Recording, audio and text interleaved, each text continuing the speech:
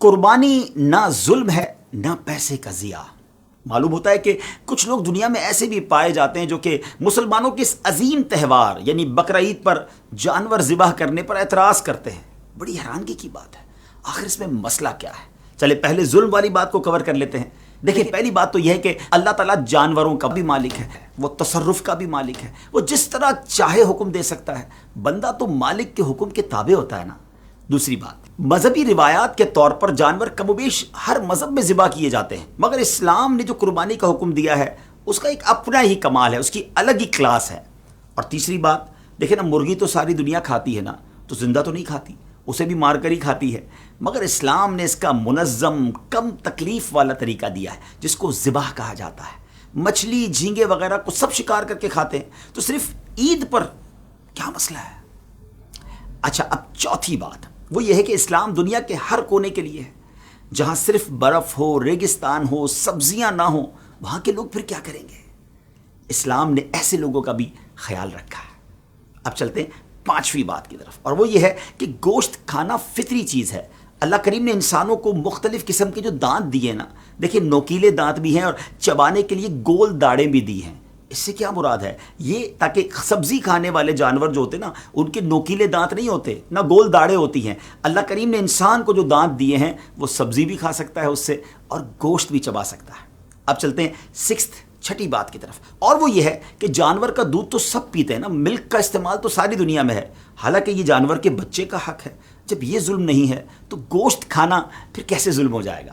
ساتویں بات یہ ہے کہ مسلمان اپنی محنت کی کمائی سے قیمتی جانور خریدتا ہے، اپنے ہاتھوں سے اسے کھلاتا ہے، پلاتا ہے، بیمار ہوتا ہے تو علاج کرواتا ہے، اس سے محبت کا ایک تعلق قائم ہو جاتا ہے۔ فطری رحم اور محبت کی وجہ سے اسے ذبح کرنے کو دل نہیں چاہتا، پھر بھی اللہ کا حکم ذبح کرنے کا ہے تو اپنے مالک کے اس حکم کے سامنے اپنے تمام جذبات، رحم، محبت اور تعلق کی قربانی اللہ کو راضی کرنے کے لیے دے کر اس بات کی گواہی دیتا ہے کہ ہماری عقل، خواہش اور تمنا کی اللہ کے حکم کے سامنے کوئی حیثیت نہیں ہے۔ اللہ کا حکم ہر چیز سے بڑا ہے۔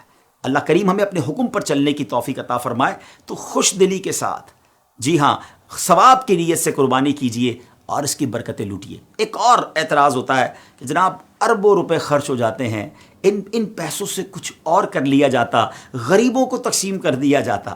پہلی بات تو یہ ہے کہ یہ صرف اسلامی تہوار میں ہی لوگوں کو غریب کیوں یاد آتے ہیں؟ بڑی بڑی شادیاں ہوتی ہیں، بڑے بڑے سیلیبریشن ہوتے ہیں، ملک اور قوم کے دن منائے جاتے ہیں، بلکہ کئی فیسٹیول منائے جاتے ہیں جس میں اربوں خربوں روپے خرچ ہوتے ہیں، اس وقت یہ اعتراض نہیں آتا، مگر جب اسلام کے نام پر کوئی خرچ ہونے لگتا ہے تو کچھ جگہوں سے یہ آرگیومنٹ، یہ اعتراض آتا ہے۔ چلے ایک بات تو ہم نے کر دی، جب اللہ رسول کا حکم ہے تو مسلمان کا کام تو لبیک کہنا ہے۔ اب ذرا لاجیکلی بھی بات کر لیتے ہیں، ذرا چلتے ہیں شروع سے۔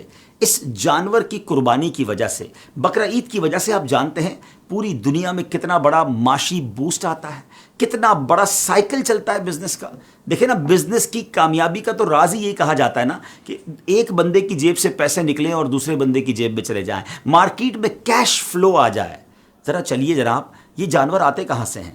گاؤں کے غریب لوگ جانور اپنے گھر میں پالتے ہیں، پورا سال پالتے ہیں اور اس کے بعد منڈی میں آ کر اسے بیچتے ہیں، تو یہ رقم پیسے والوں کی جیب سے نکل کر ان گاؤں کے غریب مسلمانوں تک پہنچتی ہے۔ جب یہ سارے جانور منڈی میں آتے ہیں تو منڈی آباد ہو جاتی ہے، منڈی میں چارے والے کا بزنس بھی چلتا ہے، سوزوکی والے کا بزنس بھی چلتا ہے، کئی مزدوروں کو نوکری مل جاتی ہے، جناب رسی اور اس کے جو جانور کے باندھنے کا سامان ہوتا ہے ان لوگوں کا بھی کاروبار شروع ہو جاتا ہے۔ اور آگے چلیے، جب یہ جانور خرید کر لوگ اپنے گھر لاتے ہیں، ہزاروں لاکھوں لوڈر اور سوزوکی ڈرائیور اور ٹرک ڈرائیورز کو روزگار ملتا ہے۔ پھر جیسے یہ محلے میں آ جاتے ہیں تو محلے میں بھی آپ نے دیکھا ہوگا چوکیدار اور مزدور غریبی لوگ تو ہوتے ہیں، ان کو سنبھالنے کے پیسے ملنا شروع ہو جاتے ہیں۔ منڈی اور اطراف میں جو چارے کی دکانیں ہوتی ہیں وہاں جناب ان لوگوں کو روزگار ملنا شروع ہو جاتا ہے، بچے خوش ہوتے ہیں، اور جب اس کے بعد اس کی قربانی ہوتی ہے تو ہزاروں لاکھوں دنیا بھر میں قصاب جو ہوتے ہیں، گوشت فروشت ہوتے ہیں، ان کو روزگار ملتا ہے۔ ایک قصاب ہوتا ہے، 5-10 ہیلپر ساتھ آتے ہیں، ان کو بھی عید کے دنوں میں مزدوری مل جاتی ہے۔ اب جناب آگے چلیے، جب یہ قربانی ہو جاتی ہے تو غریبوں میں گوشت بھی تقسیم ہوتا ہے، غریب رشتہ داروں میں تقسیم ہوتا ہے۔ تھوڑا اور آگے چلیے تو اب جو یہ جانوروں کی سکن ہے، یہ جو کھال ہے، یہ چمڑا منڈی میں فروخت ہوتی ہے، لیدر کا بزنس شروع ہو جاتا ہے، جوتے بنتے ہیں، جیکٹ بنتے ہیں، دنیا بھر میں ایکسپورٹ ہوتا ہے۔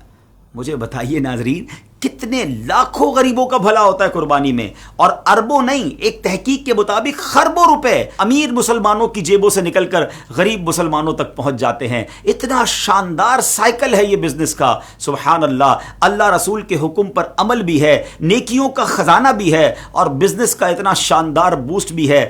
پھر اعتراض کس بات کا؟ امید ہے کہ اللہ کریم کے احکام میں، شریعت کے احکام میں لاجک تلاش کرنے کی بجائے لبیک کہنے کی عادت ڈالیں گے اور خوش دلی کے ساتھ قربانی کیجئے۔ اللہ کریم ہم سب کی قربانی کو اپنی بارگاہ میں قبول فرمائے۔